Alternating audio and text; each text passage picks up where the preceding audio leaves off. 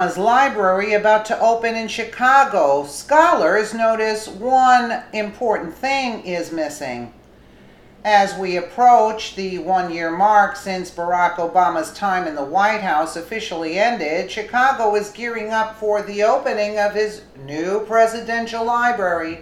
However, scholars have noticed that something very important is missing from the facilities which every other presidential library proudly displays. Cities across the U.S. fought for the honor of hosting Obama's library, but ultimately the former president decided on his hometown of Chicago as the destination, which makes sense if you think about it. The University of Hawaii and New York City's Columbia University were also in the running, but both locations proved to be points of controversy during Obama's presidency. Hawaii was at the center of the debate over his birth certificate, which many authorities on the matter have said is fake. Likewise, Columbia is also a sore subject for the former president, who repeatedly refused to release his college records, which only added to suspicions over his true identity and background. Instead, considering all of this, it makes perfect sense that Obama would choose the beautiful city of Chicago, where you're most likely to be shot than to be taken to a library. Chicago also has some of the strictest gun laws in the entire country, and this was a platform near and dear to Obama's heart while he was president. Although the location for Obama's library seems fitting, so does it want what's missing from the facility? According to the Chicago Tribune, it will not have any physical records of Obama's. Shocker. Do you know that I put up a video similar to this last night, and it was demonetized automatically.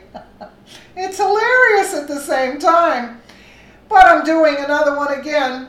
As Chicago gears up for the opening of President Barack Obama's new presidential library, news has leaked that Obama doesn't intend to move all his records, manuscripts, and papers there. The announcement has sparked questions, really, of just how useful a presidential library is if there isn't anything for scholars to research. This is quite suspicious and laughable at the same time, considering the fact that presidential libraries are where scholars go to learn about a U.S. president. I apologize. These scholars scour every document in existence to gain the most accurate perspective as possible on the former commander-in-chief, diving into everything from his policy while in the White House to the years leading up to his presidency, to his childhood. Is there something Obama is trying to hide? And YouTube is demonetizing this. The Obama camp has tried to play off this budding scandal by saying that in this modern age, libraries are switching to electronic records anyway, so he's just keeping up with the times. However, it's difficult to take his excuses at face value after he tried for 8 years to keep the truth from the American people. You know, either you laugh or you're going to go crazy, so that I prefer laughter. Electronic documents may be convenient, but they absolutely cannot replace the originals in their unaltered form.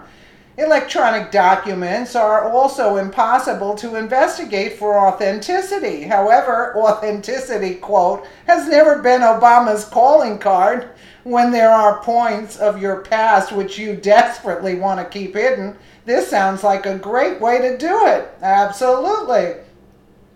Just like his presidency, Obama's new presidential library is already mired in controversy. In all honesty, the news that Obama's presidential library will be devoid of his records is not entirely surprising. After all, this is not the first time he has tried to hide or obscure documents which paint his past in a negative light.